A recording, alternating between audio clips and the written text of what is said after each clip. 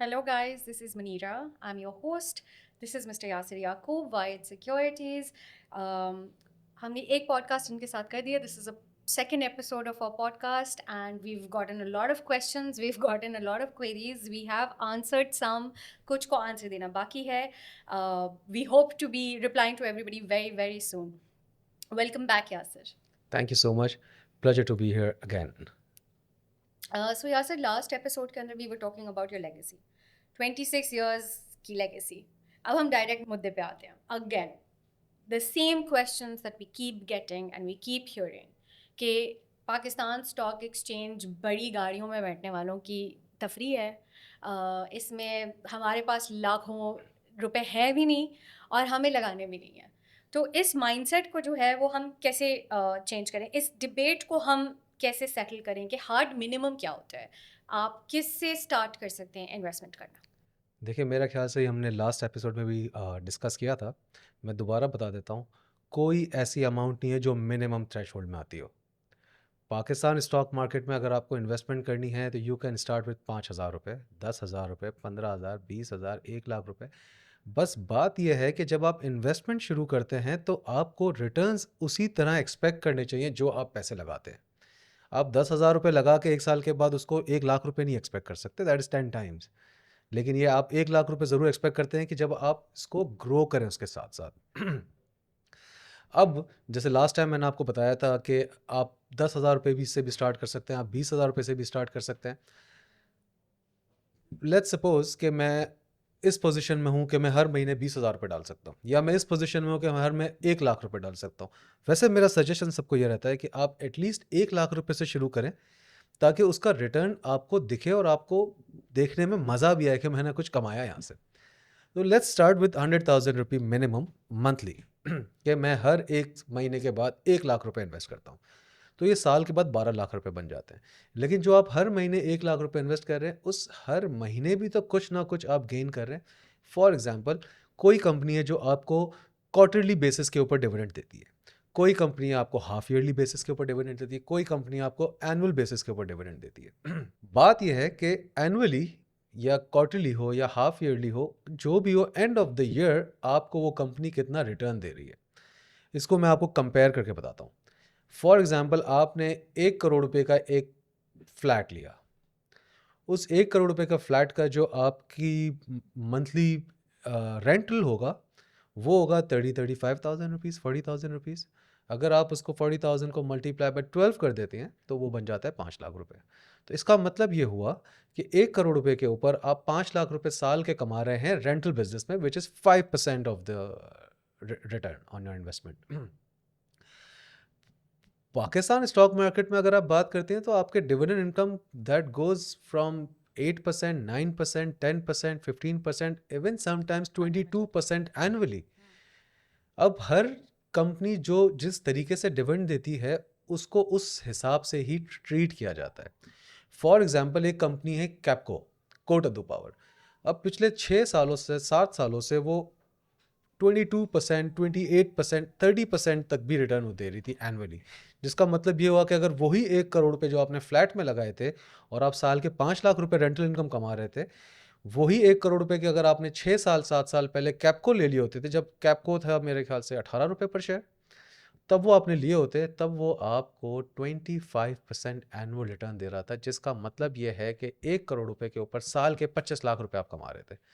अब ये वो प्रॉफिट है जो कि एक इंडस्ट्री लगाने वाला आदमी, जो मालिक होता है इंडस्ट्री लगाने वाला, वो टारगेट ये करता है कि मैं एटलीस्ट एनुअल बेसिस के ऊपर 20 to 22% रिटर्न एक्सपेक्ट करूं या बनाऊं, ताकि आफ्टर एक्सपेंस मैं एटलीस्ट 15% तो घर लेके जाऊं. अब जब हम इंडस्ट्री की बात करते हैं तो वो industry start from 2 billion rupees, 5 billion rupees, 10 billion rupees. तो एक कंपनी का चेयरमैन जो है वो 5 से 10 अरब रुपए लगा के वो ये सोच रहा है कि मैं एटलीस्ट 15% रिटर्न घर पे लेके जाऊं. वेयर एज मैं आपको ये बता रहा हूं कि पाकिस्तान स्टॉक मार्केट के अंदर वो कंपनीज हैं जो आपको 25% तो डिविडेंड इनकम में दे देती है. जो अच्छी ग्रोथ कंपनीज होती हैं वो हो सकता है कि आपको डिविडेंड कम दे, लेकिन वो एनुअल बेसिस के आपके ऊपर आपको अपनी ग्रोथ दिखा रही होती है. Again for example lucky cement. 20 साल से पहले, 25 साल पहले 10 रुपए का शेयर आज 2000 रुपए का शेयर है। अगेन साजगार, 2 साल पहले 50 रुपए का शेयर आज 2500 रुपए का शेयर है। कोई भी ऐसी कंपनी जो आपको 10-11% रिटर्न दे रही है, it is considered very good. तो अब हम बात करते हैं दोबारा कि हमने 1 लाख रुपए से मंथली इनकम शुरू की थी, जो हमने मंथली इन्वेस्टमेंट करना शुरू की थी। अगर ये कंपनी आपको 25% रिटर्न दे रही है फॉर इंस्टेंस, डिवाइडेड बाय 4, आपके साल में 4 क्वार्टर्स होते हैं, हर कंपनी 3 महीने के बाद अपना रिजल्ट बताती है, और उस रिजल्ट में इधर डिविडेंड आता है या नहीं आता, या 6 मंथली पे आता है या एनुअल बेसिस के ऊपर आता है। हम अज्यूम करते हैं कि हम ये एक कंपनी में हमने इन्वेस्ट किया जो आपको क्वार्टरली बेसिस के ऊपर डिविडेंड दे रही है, एनुअली उसने वही 20% 15% बनना है। लेकिन अगर आपको हर 3 महीने में 4% रिटर्न आ रहा है अपनी इन्वेस्टमेंट के ऊपर, तो वो आप कंपाउंडिंग के लिए, सिंस कंपाउंडिंग इज द 8वां अजूबा, एल्बर्ट आइंस्टाइन साहब कहते थे कि ये 8वां अजूबा है कंपाउंडिंग। अब कंपाउंडिंग का मतलब ये है कि आपने 1 करोड़ रुपए फॉर एग्जांपल लगाए, जिसकी आपने फ्लैट लिया था, वैसे हम उसकी बात नहीं करते, हम 1 लाख रुपए की बात करते हैं। आपने हर महीने लाख रुपए लगाए, 3 लाख रुपए आपके क्वार्टर में हो गए। जब उस 3 लाख रुपए के ऊपर आपको एक रिटर्न आएगा, दैट इज 5%। तो 3 लाख का 5% हो गया 15,000 रुपये। वो 15,000 रुपये, उसके ऊपर आपके 15% विदहोल्डिंग टैक्स लगेगा, 12,500 रुपये आप निकालेंगे, आपने दोबारा वही शेयर ले लिए। तो 3 महीने के बाद अब आपके पास 3,12,000 रुपये के शेयर है, जिसमें से 12,000 रुपये आपकी कंपनी ने दिए। फिर आपने चौथे महीने में फिर से लाख रुपये लगाए, 5वें महीने में लाख रुपये लगाए, 6ठे महीने में लाख रुपये लगाए, अब आपकी इन्वेस्टमेंट हो गई 6,12,000 रुपये की। इस 6,12,000 रुपये के ऊपर अगेन आपको 4% रिटर्न मिलने वाला है, या 5% रिटर्न मिलने वाला है। तो ये 6 लाख रुपए के ऊपर जब 5% रिटर्न की आप बात करते हैं तो 30,000 रुपये होगा। इसका मतलब ये होगा कि अब आपके पास 6,40,000 रुपये हो गए इन डिविडेंड इनकम के बाद। उसके भी आपने डिविडेंड शेयर्स ले लिए, जो डिविडेंड है आपने शेयर्स ले लिए। फिर आपने 7वें महीने में लाख रुपये लगाए, 8वें महीने में, 9वें महीने में, अब आपके पास 9,40,000 रुपये। उस 9,40,000 रुपये को 5% रिटर्न आएगा। तो इस तरीके से ये कंपाउंडिंग होती है। अब आप ये अज्यूम करें कि मैंने आपको ये 1 साल का हिसाब बताया, आप इसको 10 साल तक लेके जाते हैं, तो बाय द टाइम 10 साल आपके निकल जाएंगे, तो ये आपके जो आप लाख लाख रुपए हर महीने लगा रहे हैं ना, ये 10 साल के बाद आपके 5 करोड़ 7 करोड़ पे होंगे। अगर 12 लाख रुपए आपके साल के बन रहे हैं और आप उसके ऊपर 25% रिटर्न कर रहे हैं, जिसका मतलब ये हुआ कि आप कम से कम भी 2-2.5 लाख रुपए साल का रिटर्न यहाँ से ले रहे हैं, तो 14 लाख रुपए पहले साल में हो जाते हैं। अब 14 लाख रुपए अगले साल के लिए आप इन्वेस्ट कर रहे हैं, वही आपने 1 लाख रुपए अपनी इन्वेस्टमेंट की वो रखी है। बाय द टाइम ये 10 साल के बाद आप इन्वेस्टमेंट देखेंगे विद द रिटर्न, वो मैसिव अमाउंट बन चुकी होगी। लाख से 1.5 करोड़ अब ऐसा। बाय द टाइम जब हम 10 सालों की बात करते हैं, तो वो जो शेयर उस वक्त 18 रुपए का था, आज कैप को 36 रुपीज़ का शेयर है, तो उसको कैपिटल गेन तो अलग मिल रहा है।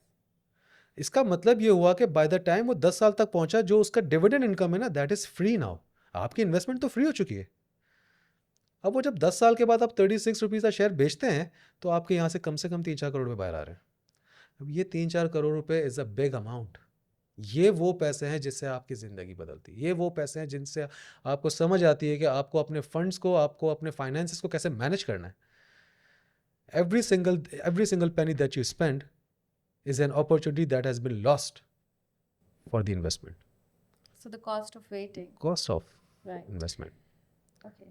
Interesting. So यासिर, अगर एक 25 साल का बच्चा या एक लड़की है 25 ईयर ओल्ड, वो जब इन्वेस्ट करने के लिए आपके पास आते हैं, और एक 55 ईयर ओल्ड आपके पास इन्वेस्ट करने के लिए आते हैं, तो आपकी कोई स्ट्रैटेजीज डिफरेंट होती हैं? Do you have different portfolios for them? What do you recommend?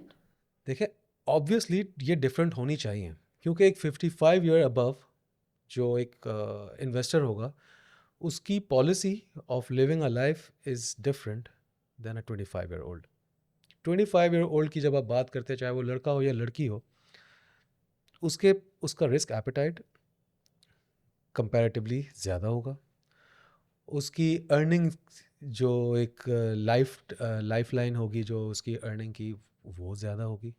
उसके पास आज नुकसान करने की ताकत है और कल उसको दोबारा बिल्ड करने की ताकत है। बट जब मैं ये 55 और 60 साल के आदमी की बात करता हूँ या औरत की बात करता हूँ, उनके पास ये लिबरेशन नहीं है। तो वो अपने आप को बिल्कुल सिक्योर इन्वेस्टमेंट के साथ जाना चाहेंगे। फॉर एग्जांपल, जैसे मैंने आपको कैपको की इन्वेस्टमेंट दी, या फॉर एग्जांपल एक और कंपनी है best way cement, amazing company, cement company है, 20%, 15%, 10% रिटर्न देती रही है। I mean, you talk about last 15 years. मतलब ये तो वो कंपनी जो मैं शायद चाहूँगा कि मेरे बच्चों के पास भी ज़िंदगी भर रहा है, क्योंकि ये वो लोग हैं इस कंपनी के जो मालिक है, वो आपको अपनी अर्निंग का 80% 90% हिस्सा शेयर होल्डर को दे देते हैं, क्योंकि शेयर होल्डर की भी उस कंपनी के अंदर उतनी ही वैल्यू है जितनी उसका मालिक की है, क्योंकि जब आप शेयर खरीदते हैं आप मालिक बन जाते हैं। जी। तो आज अगर मैं आपसे कहूँ कि आज से 3 साल पहले मैं बेस्ट वे सीमेंट 100 रुपये का शेयर था, और वो जब 100 रुपये का शेयर था वो 15 रुपये का डिविडेंड दे रहा था। हम्म। आज बेस्ट वे सीमेंट 600 रुपये का शेयर है 3 साल के बाद, और आज वो 70 रुपये डिविडेंड दे रहा है। वाह। तो मुझे आप सिर्फ ये बताएं कि अगर 3 साल पहले मैंने सिर्फ 1 लाख रुपए के बेस्ट वे से सीमेंट लिए होते और मैं हर महीने ये लाख रुपए डाल के बेस्ट वे सीमेंट लेता जाता, तो आज मेरी इन्वेस्टमेंट तो 6 टाइम्स हो चुकी है, डिविडेंड इनकम अलग मेरी 15% थी। तो मैं 6 साल के बाद कहाँ खड़ा हूँ? तो I am probably making more money than owner himself in percentage terms. मैं उससे ज़्यादा पैसे कमा रहा हूँ। राइट। तो यासिर, ये एक मिसकंसेप्शन होता है बहुत सारे लोगों का कि कंपनी बंद हो गई तो ठीक है, तो जब आप ये किसी भी कंपनी में इन्वेस्ट करने से पहले आप ये देखते हैं कि उस कंपनी की हिस्ट्री क्या रही है, पिछले 5 सालों में 10 सालों में उस कंपनी ने अपने एम्प्लॉयज़ को क्या दिया, उसने अपने शेयर होल्डर्स को क्या दिया, उसने अपनी कंपनी कैसे रन की है, कितनी ज़्यादा इकोनॉमिकल इम्पैक्ट्स उसकी कंपनी को अफेक्ट कर चुके हैं, कि क्या उसकी अर्निंग आज से 5 साल 10 साल पहले थी, वो कितना डिविडेंड देता था, और आज उसकी 10 साल के बाद उसकी क्या अर्निंग्स है, वो कितना डिविडेंड देता है, how well they have run the company. क्योंकि एक शेयर होल्डर तो उनके विजन के ऊपर ट्रस्ट करके उनकी कंपनी में इन्वेस्ट कर रहे हैं। तो जब भी आप कोई कंपनी इन्वेस्ट करने के लिए देखते हैं, आप सबसे पहले देखते हैं कि उसके मालिक कैसे हैं, उस कंपनी का कैश फ्लो कैसा है, उस कंपनी का बैलेंस शीट कैसी है, उस कंपनी की जो नेचर ऑफ बिजनेस है वो कैसा है, उसमें ग्रोथ कितनी है, क्या वो पूरी पाकिस्तान की आवाम को टारगेट करता है, और अगर टारगेट कर रहा है तो it has to grow at any cost. आप be the part of the company. जब आप ऐसी कंपनी में इन्वेस्ट करते हैं तो वो कंपनीज बंद नहीं हो सकती है। फॉर एग्जांपल 50-60 साल हो गए, लकी सीमेंट वहीं पर है, डीजी खान वहीं पर है, हबीब बैंक वहीं पर है, नेशनल बैंक वहीं पर है, फर्टिलाइज़र में एफएफसी वहीं पर है, एंग्रो वहीं पर है, गाड़ियों में होंडा कार वहीं पर है। तो ये कंपनी तो आज तक बंद नहीं हुई। हाँ, लेकिन जब आप मुझसे बात करेंगे जो कंपनीज बंद हो गई, वो कंपनीज ऑलरेडी पेनी स्टॉक्स थे। उन कंपनी के अंदर अगर आप मुझसे आज भी पूछे तो I would never invest in those company, क्योंकि मुझे तो समझ आती है ना कि किस कंपनी के अंदर मैं इन्वेस्ट करूंगा तो मैं सिक्योर हूँ। अगर मैं कंपनी के मालिकों पर भरोसा ही ना करूं तो मुझे उसके अंदर इन्वेस्ट करने की ज़रूरत क्या है? पाकिस्तान की का जो इशू जो सबसे ज़्यादा मेरी नज़र में आया वो यही है कि इनके लिए ग्रीड ज़्यादा इम्पॉर्टेंट है बनिस्बत कंपनी की असल इंफॉर्मेशन या मालूमात के। आज मैं आपको बता दूं कि कोई भी ऐसा स्टॉक जो 2-3 रुपए का होगा, उस कंपनी के ऑपरेशंस बंद होंगे, उस कंपनी ने एसईसीपी को अभी तक फीस भी नहीं दी होगी, अपनी जो एनुअल उनको फीस देनी होती है, और उसके बावजूद सिर्फ और किसी क्लाइंट को या एक नंबर ऑफ ग्रुप को ये टिप आ जाती है कि ये बाइंग करो, they will just by it, बगैर ये देखे और सोचे कि क्या उसकी कंपनी के अंदर कुछ है भी कि नहीं है। बस क्योंकि वो 2 रुपए का 3 रुपए हो गया, सबको अच्छा लगना शुरू हो गया। और ऐसा भी होता है कि वो 2 रुपए का 20 रुपए हो जाता है, लेकिन जिस आदमी ने वो 20 रुपए लिया ना, अगले 10 साल तो उसकी तो बारी वापस नहीं आनी है। तो फिर क्लाइंट इस बात की कंप्लेन ना करे कि हमारे पैसे डूब गए, क्योंकि आपने कंपनी ही वो खरीदी जिस कंपनी के अंदर कभी कुछ था ही नहीं। तो यासिर, अब विडोज़ होती हैं, डिवोर्स्ड वुमेन हमारे यहाँ पे हैं, जैसे आपने पहले भी मेंशन किया था कि एजुकेशन थोड़ा सा हमारा यहाँ पे प्रॉब्लम है कंट्री के अंदर। So not everybody can look into these details of a company जो आप अभी मेंशन कर रहे हैं।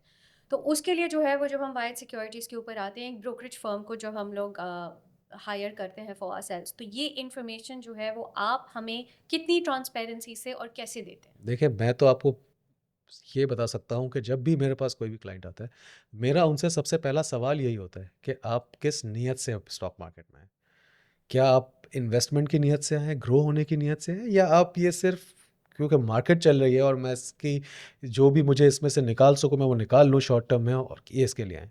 जिस तरीके से एक इन्वेस्टर मुझे अपनी डिमांड बताता है, मैं उस तरीके से उनको सजेस्ट कर सकता हूँ कि उनको किस चीज़ के अंदर काम करना चाहिए। अगर एक इन्वेस्टर मुझे ये कहता है कि मुझे 5-7 साल के लिए 10 साल के लिए इन्वेस्टमेंट करनी है, तो मैं उनको वही कंपनीज गाइड करूँगा जिसका ऊपर मेरा ट्रस्ट है कि वो अगले 10 नहीं अगले 50 साल तक बंद नहीं होनी, बल्कि इनफैक्ट उनको प्रॉफिट देती रहेंगी, ग्रो होती रहेंगी। लेकिन अगर एक इन्वेस्टर मेरे पास ये कह के आता है कि नहीं मुझे तो सिर्फ ट्रेडिंग करनी है, अब आप मुझे सिर्फ ट्रेडिंग करवाएं, तो मेरे पास ऐसा नहीं कि वो ऑप्शन नहीं है, लेकिन सबको ये समझने की ज़रूरत है कि trading business is a risky business. जिस तरीके से पैसे स्पीड से आते हैं उसी स्पीड से जाते भी हैं. तो उसको कंट्रोल करने के लिए स्ट्रैटेजीज आती हैं बीच में. ऐसा तो नहीं है ना कि आप हार गए, उसका कोई रास्ता नहीं है. उसकी स्ट्रैटेजीज होती हैं. जब आप ट्रेड करते हैं तो उसके स्टॉप लॉसेस होते हैं, ताकि अगर आपने फॉर एग्जांपल अगर मैं ट्रेड करता हूँ, ऐसा तो नहीं मैं ट्रेड नहीं करता, मैं बहुत ट्रेड करता हूँ, लेकिन जब मैं ट्रेड करता हूँ तो मैं अपना एक प्रॉफिट मार्जिन दिमाग में सोचता हूँ कि मुझे इस ट्रेड से इतनी परसेंट प्रॉफिट बनाना है. लेकिन उसके साथ साथ दूसरी थॉट यही होती है कि नुकसान मैं इतना कर सकता हूँ. तो मेरी स्ट्रैटेजी तो यही है कि 1:2, कि अगर मैं ₹1 का प्रॉफिट चाहता हूँ तो मैं 50 पैसे का नुकसान कर दूंगा उसके अंदर. उसकी वजह क्या है? उसकी वजह यही है कि मुझे अब इस स्ट्रैटेजी के साथ 10 ट्रेड्स के अंदर 5 बार कामयाब होना है और 5 बार फेल होना है. मैं ना पैसे हारूंगा ना मैं पैसे बनाऊंगा. लेकिन अगर मैंने 6 बार प्रॉफिट कर लिया और 4 बार नुकसान कर दिया तो मैं प्रॉफिट में निकल रहा हूँ. और अगर मैं स्ट्रैटेजी को और स्क्वीज़ करके ये कर लूँ कि मुझे ₹1 का प्रॉफिट करना है, मुझे 30 पैसे का नुकसान करना है, तो मुझे 7 बार फेल होना है और 3 बार पास होना है. लेकिन ये मेरी वो एनर्जी है जिसको मैं सिर्फ उस वक्त के लिए लगा रहा हूँ. इसमें मेरी कोई महारत नहीं होगी. कंपनी के अंदर इन्वेस्टमेंट करना महारत है, उसके अंदर से रिटर्न को गेन करना और उससे अपनी ज़िंदगी को बदलना एक महारत है. और उसके अंदर सबसे पहले आपके अंदर डिसिप्लिन और पेशेंस होना चाहिए कि आप उसका इतना इंतज़ार कर सकें. ऐसे बहुत सारे इन्वेस्टर्स हैं जिनको मैं जानता हूँ जिन्होंने आज से 20-20 साल 25-25 साल पहले जो स्टॉक्स लिए थे उन्होंने आज तक नहीं बेचे वो शेयर्स. फॉर एग्जांपल बैंक हल अभी 5 से 25 साल पहले ₹2 का शेयर था, आज ₹200 का शेयर है. और पिछले 25 सालों में वो ₹500 डिविडेंड दे चुका है. तो ₹480 तो 498 रुपीज़ तो आपकी माइनस कॉस्ट हो गई. अब उसके बाद वो ₹200 का शेयर है. इसका मतलब है कि 25 सालों में आप 7 टाइम्स ऊपर हैं. 7 times is a good money. तो जो इस नियत के साथ आता है कि हमें कंपनी के साथ ग्रो होना है, वो तो बहुत पैसे बनाता है इस मार्केट में. चाहे वो 5 साल के विजन के साथ है, वो चाहे वो 10 साल के विजन के साथ है. पोर्टफोलियो डाइवर्सिफिकेशन क्या होता है? अगर लोग आ रहे हैं तो आप उनको ये रेकमेंड करते हैं कि पोर्टफोलियो उनका डाइवर्सिफाइड होना चाहिए. हम पाकिस्तान स्टॉक एक्सचेंज की बात करते हैं तो वहाँ पे तो हमारे पास ये एवेन्यू है कि हम हर इंडस्ट्री के अंदर इन्वेस्ट कर सकते हैं. बिल्कुल ऐसा ही. So, I mean, in my opinion, I would say that it's the best place to invest because आप सीमेंट में भी कर सक रहे हैं, आप इलेक्ट्रिसिटी में भी कर सकते हैं, आप पावर में भी कर सक रहे हैं, आप गाड़ियों में भी कर सक रहे हैं. तो डाइवर्सिफिकेशन कैसे होती है, क्या होती है, and how does it benefit? देखिए, जब आप डाइवर्सिफिकेशन की बात करते हैं ना, तो आप दिमाग में तो आप दिमाग में एक पॉइंट ज़रूर रखते हैं कि इकोनॉमिकल चेंजेस के साथ आपका पोर्टफोलियो ऊपर जाना चाहिए. अब इकोनॉमिकल चेंजेस क्या हैं? आपको ये मालूम है कि हर साल आपके डॉलर के ऊपर 10% डिवैल्यूएशन होनी है. 10% डिवैल्यूएशन होने का मतलब ये है कि आपकी करेंसी कमज़ोर होगी, डॉलर मजबूत हो जाएगा. इसका मतलब है जितनी भी एक्सपोर्ट ओरिएंटेड कंपनीज़ हैं उनको हर साल 10% का गेन बढ़ना ही है, उनका कम नहीं होना. तो एक्सपोर्ट ओरिएंटेड कंपनीज़ के अंदर इन्वेस्ट करना is just like investment in dollars. या कोई भी ऐसा बिजनेस जो आपके डॉलर डिनोमिनेटर पे चलता है, you are investing in dollar. For example Pak oil fields, जिसका कोड है POL, और ये ऑयल एक्सट्रैक्शन कंपनी है. और इनकी जो बिज़नेस मॉडल है वो डॉलर के साथ लिंक्ड है. अगर इंटरनेशनल ऑयल बढ़ेगा तो इसकी प्राइस, इसको बेनिफिट होगा. इंटरनेशनल ऑयल घटेगा तो इसको लॉस होगा. डॉलर बढ़ेगा तो हम इंपोर्ट ही डॉलर में कर रहे हैं, इसको बेनिफिट होगा. एक्सपोर्ट्स बढ़ेंगी किसी भी कंपनी की, डॉलर से बेनिफिट होगा. तो आपने एक तो पोर्टफोलियो में वो रखना है जिससे आपको डॉलर के उतार चढ़ाव के बेनिफिट्स भी मिल जाए ताकि आप इन्फ्लेशन को बीट कर सकें. फिर आपने फॉर एग्जांपल, अब ये तो मैंने आपको एक्सपोर्ट ओरिएंटेड बता दी. अब हमारी इकोनॉमी तो है ही इंपोर्ट ओरिएंटेड. नॉट दैट हमारे पास पोटेंशियल नहीं है इसको चेंज करने का, लेकिन आज तक ऐसा हुआ नहीं. तो जब हमारी इकोनॉमी ही इंपोर्ट पर चल रही है तो हम गाड़ियाँ भी इंपोर्ट कर रहे हैं. हम दूसरी इंडस्ट्री की आप बात करें, सारा उसका जो FMCGs हो गई या फिर इवन केमिकल्स हो गए, इनकी आप रॉ मटेरियल तो आप इंपोर्ट ही करते हैं ना. तो जब आप इंपोर्ट करेंगे तो इनकी कॉस्ट बढ़ जाएगी. लेकिन फिर आपको उसके अंदर ये देखना है कि वो ज़रूरत की चीज़ है कि नहीं है. अगर वो है ही ज़रूरत की चीज़ तो उसने बढ़ना ही है, ग्रोथ तो होनी है. सबसे पहला पॉइंट जो हमें दिमाग में रखना चाहिए वो ये है कि आप 30 करोड़ की आवाम का मुल्क है. 30 करोड़ की आवाम का मुल्क ये हो गया कि अगर आप कोई एक चिप्स का पैकेट बना के 5 रुपए में बेचे जिसके अंदर आपका 2 रुपए का प्रॉफिट हो, और अगर आप 10 करोड़ आवाम को टारगेट कर रहे हैं कि 10 करोड़ आवाम तो ये चिप्स खाएंगे, तो आपको पता है आप किस प्रॉफिट की बात कर रहे हैं। ये तो मैं आपको महीने 2 महीने की ट्रांजैक्शन का बता रहा हूँ कि कितने लोगों ने क्या चिप्स खाए। लेकिन अगर आप ये कंटिन्यूस कंसिस्टेंट बेसिस के ऊपर आप बात करेंगे तो that business has to flourish. There is no way कि वो बिजनेस हारेगा। तो जब आप डाइवर्सिफिकेशन की बात करते हैं तो उस डाइवर्सिफिकेशन में ये सारे के सारे पॉइंट्स इन्वॉल्व होते हैं कि डॉलर बढ़ेगा तो मैं पैसे कमाऊंगा, डॉलर घटेगा तो मैं पैसे कमाऊंगा, इकोनॉमिकल चेंजेस आएंगी तो मैं पैसे कमाऊंगा, लोन आएगा तो मैं पैसे कमाऊंगा, इंटरेस्ट रेट बढ़ेगा तो मैं पैसे कमाऊंगा, इंटरेस्ट रेट घटेगा तो मैं पैसे कमाऊंगा। ये वो सारी चीज़ें हैं जो आपकी डाइवर्सिफाइड पोर्टफोलियो के अंदर एक बहुत बड़ा रोल प्ले करते हैं। इस तरीके से एक डाइवर्सिफाइड पोर्टफोलियो बनता है। अब उसके जब आप डाइवर्सिफाई करते हैं तो उनके रिटर्न्स की जब हम बात करते हैं तो ज़रूरी नहीं कि उनके रिटर्न्स मैसिव होंगे, लेकिन ये ज़रूरी है कि कंसिस्टेंट होंगे, और consistency it's the key. Time, patience, and consistency. Yasir, what is the one thing that आप चाहेंगे कि हम ये पॉडकास्ट कर रहे हैं, हम ये इंफॉर्मेशन बाहर निकालना चाह रहे हैं, लोगों को बताना चाह रहे हैं, आप क्या चाहेंगे कि कोई एक ऐसी चीज़ जो आज के व्यूअर्स हमसे सीख के यहाँ से, मतलब उनको कोई इन्फॉर्मेशन मिली हो हमसे, कोई ऐसी चीज़ जो वो सीखें, आप what would you want them to take from this? One and the only thing, आपने बहुत बार ये सुना होगा कि जब हम स्टॉक्स लेते हैं या जब हम शेयर लेते हैं वो घट जाता है, हम बेचते हैं तो वो बढ़ जाता है। ये होता क्यों है, उसकी तो पहले हमें वजह पता होनी चाहिए।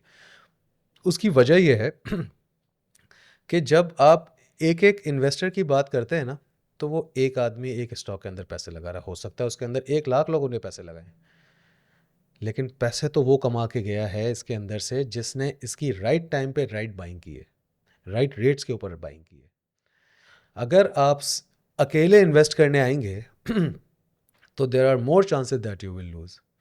लेकिन अगर आप एक ग्रुप बना के आते हैं, यूनाइटेड, अगर आप एक पूरा ग्रुप बना के आते हैं, फॉर एग्जांपल मैं आपको आज एक खुला कह सकता हूँ कि कल को अगर मेरे पास 1 लाख इन्वेस्टर आता है और वो ये कहता है कि हमें 1 लाख रुपए लगाने, 1 लाख लोग 1 लाख रुपए लगाने आते हैं, मैं आपको गारंटी दे सकता हूँ ये वाला ग्रुप कभी पैसे नहीं हारेगा। इनफैक्ट अगर मेरी बताई हुई स्ट्रैटेजीज़ के ऊपर ये सब चलते हैं तो मैं आपको ये बता दूं कि कंपनी के साथ ये सब ग्रो करेंगे और ऐसा कोई रास्ता और वजह नहीं बनेगी कि ये अपने पैसे हार जाए। या सर, आपने पहले हमें बताया था कि अगर 1 लाख लोग एक कंपनी का शेयर खरीद लें एक साथ तो वो अपना डायरेक्टर खुद चूज कर सकते हैं। बिल्कुल ऐसा ही है। तो हाँ, दैट्स ह्यूज।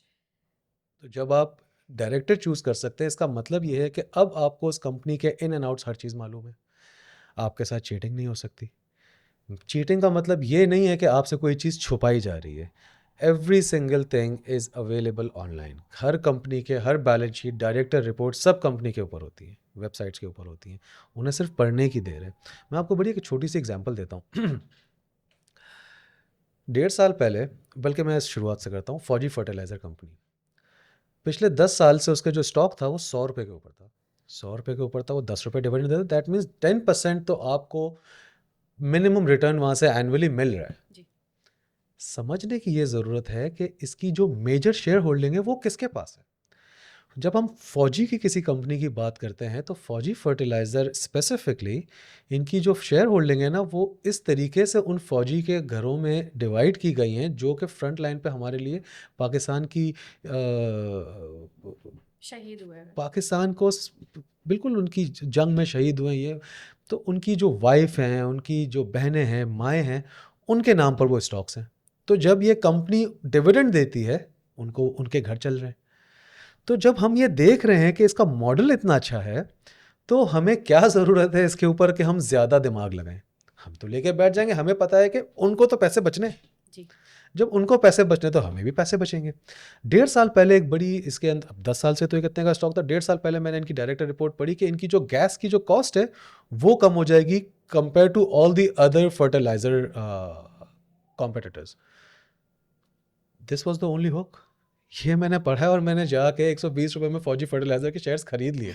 मुझे ज़रूरत ही नहीं थी कि मैं कुछ और करूं, क्योंकि जिस कंपनी की मार्केट के अंदर सिर्फ एक स्पेसिफिक कंपनी को अगर उसको गैस सस्ती मिल रही है उसकी अपनी काबिलियत की वजह से, तो उसके मार्जिन्स क्या हो जाएंगे, मैसिव। आपको पता है 1.5 साल में फौजी फर्टिलाइजर ने क्या किया?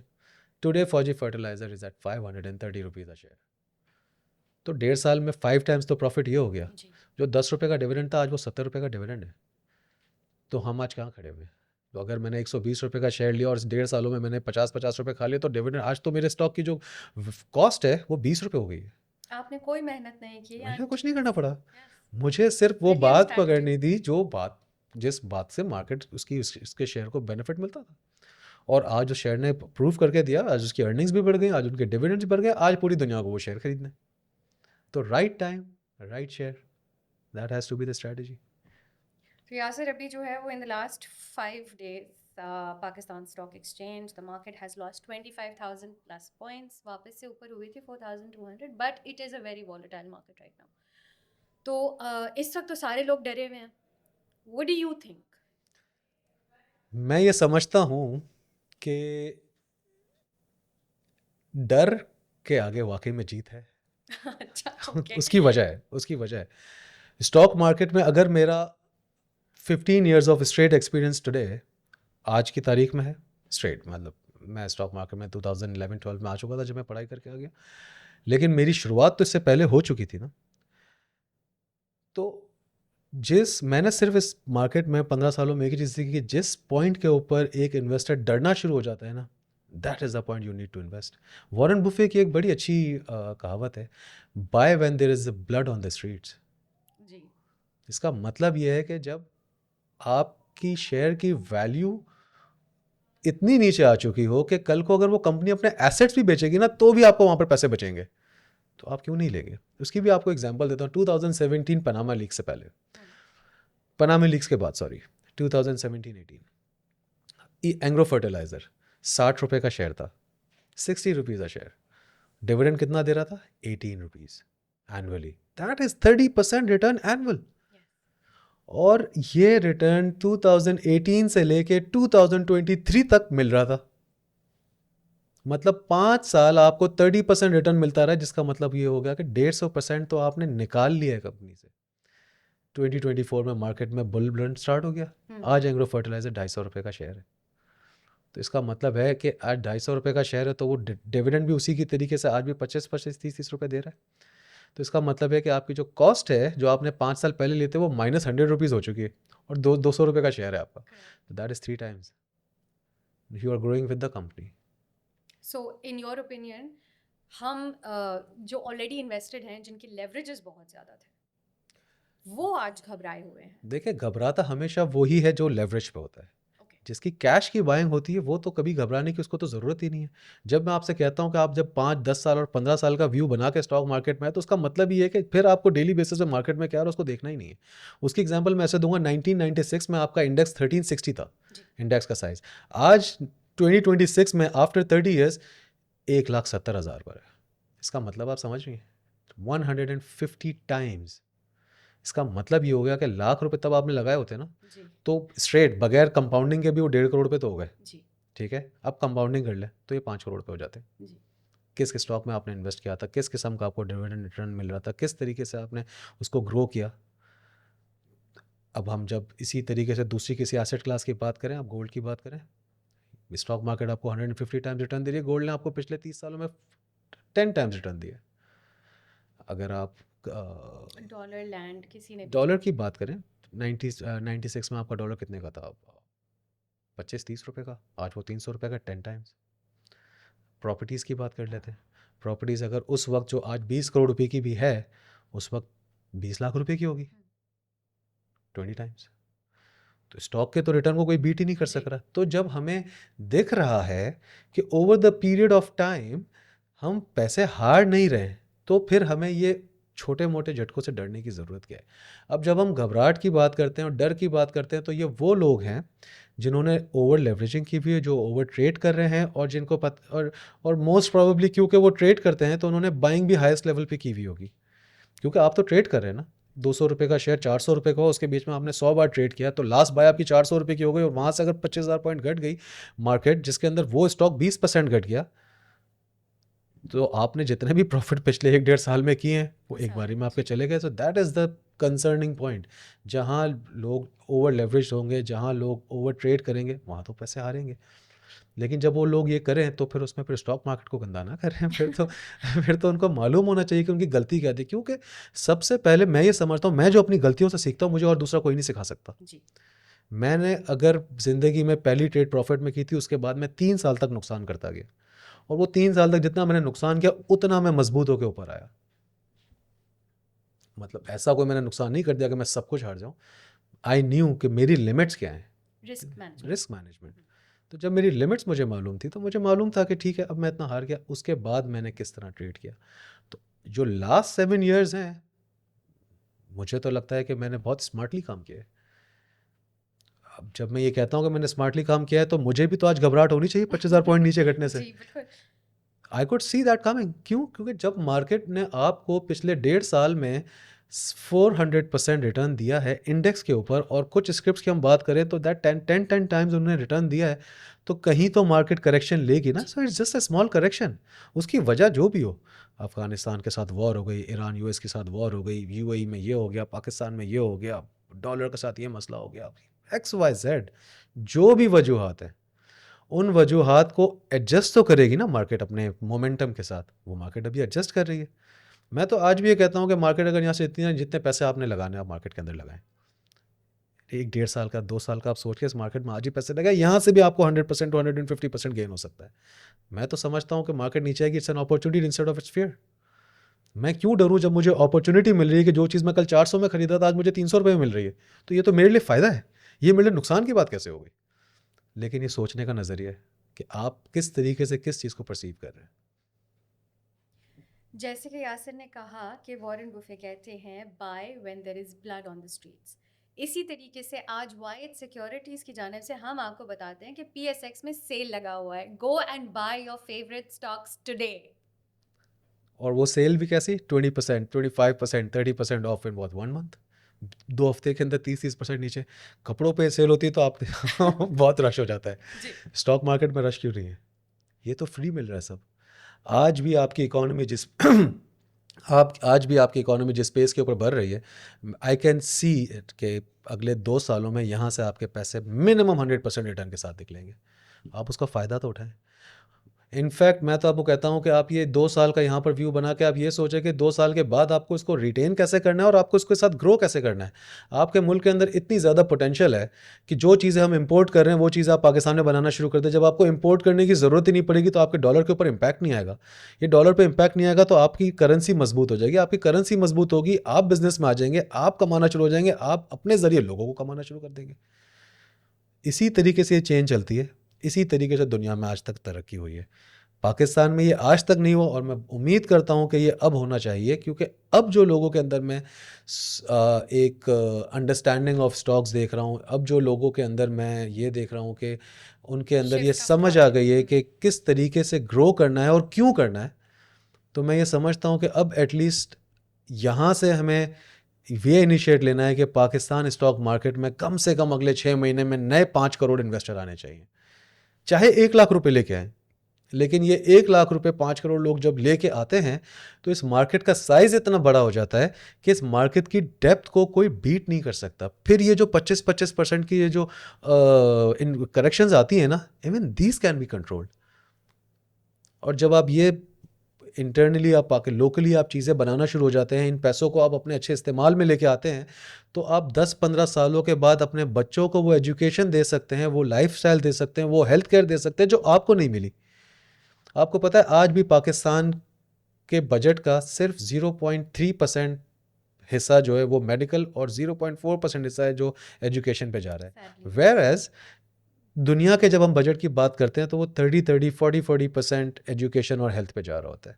तो जब आपके मुल्क के अंदर आपको एजुकेशन और हेल्थ नहीं प्रोवाइड की जा रही, तो मुझे ये समझ नहीं आता कि अगर कोई आपका नहीं सोच रहा तो आप भी तो अपना नहीं सोच रहे हैं।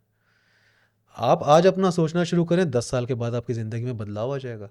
आपके बच्चे पढ़े लिखे लोग पैदा होंगे, पढ़े लिखे होंगे, तो उनके बच्चे भी पढ़े लिखे होना शुरू हो जाएंगे। जितनी ज़्यादा एजुकेटेड आवाम पैदा होगी, जितनी ज़्यादा एजुकेटेड हो जाएगी आवाम, उतनी ज़्यादा ग्रोथ होगी इस मुल्क के अंदर, उतनी ज़्यादा मेडिकल के ऊपर काम होगा, हेल्थ केयर के ऊपर काम होगा, उतना ज़्यादा एजुकेशन के ऊपर काम होगा। जितना ज़्यादा इन दो इंस्टीट्यूशंस के ऊपर काम होगा, उतना ज़्यादा आपका मुल्क तरक्की करेगा। जितना ज़्यादा मुल्क तरक्की करेगा, उतना ज़्यादा आप तरक्की करेंगे। आप चाइना की एग्जांपल ले लें, 50 साल पहले चाइना क्या था? क्या किसी ने सुना था कि चाइना से ये चीज़ें आ रही हैं, वो चीज़ें आ रही हैं? China didn't know anything. लेकिन जब चाइना ने अपना विजन चेंज किया, चाइना ने अपना परसेप्शन चेंज किया, पर्सपेक्टिव चेंज किया, आज दुनिया चाइना के बगैर चल ही नहीं सकती। चाइना के पास भी पॉपुलेशन पावर था, इंडिया के पास भी पॉपुलेशन पावर है, पाकिस्तान के पास भी पॉपुलेशन पावर है। मुझे लगता है हम वेस्ट कर रहे हैं इस पावर को। माइंडसेट शिफ्ट नहीं है, हम जो है वो यूनाइटेड नहीं हो रहे। बिल्कुल ऐसा ही है। सो आई थिंक दैट अगर आज हम वायद सिक्योरिटीज़ के बिहाफ पे अपनी ऑडियंस को एक असाइनमेंट देना चाहेंगे, तो हम आपसे ये रिक्वेस्ट करेंगे कि आप इस चीज़ का फ़ायदा उठाएं that the stocks that have given 25% dividends, 10% dividends, 12% dividends, जिन्होंने आपके अमीर तबके को कंसिस्टेंसी पे अमीर रखा है, उन स्टॉक्स की आप रिसर्च नहीं कर सकते तो आप वायद सिक्योरिटीज़ की वेबसाइट पर जाएं, वहाँ पे उनके चार्ट्स के अंदर उनकी रिसर्च लिखी हुई है जो उनके टॉप 5 फेवरेट स्टॉक्स होते हैं। उसके अलावा अगर आपको किसी भी स्टॉक के बारे में मालूम करना है तो आप वायद सिक्योरिटीज़ पे कॉल कर सकते हैं, फेसबुक पे मैसेज कर सकते हैं, इंस्टा पे मैसेज कर सकते हैं, लिंक्डइन पे आप हमें कॉन्टैक्ट कर सकते हैं। We are available everywhere, just reach out, ask your questions, we'll answer you. Thank you for joining us, Yasir, and inshallah, see you in the next episode. For sure. Thank you so much.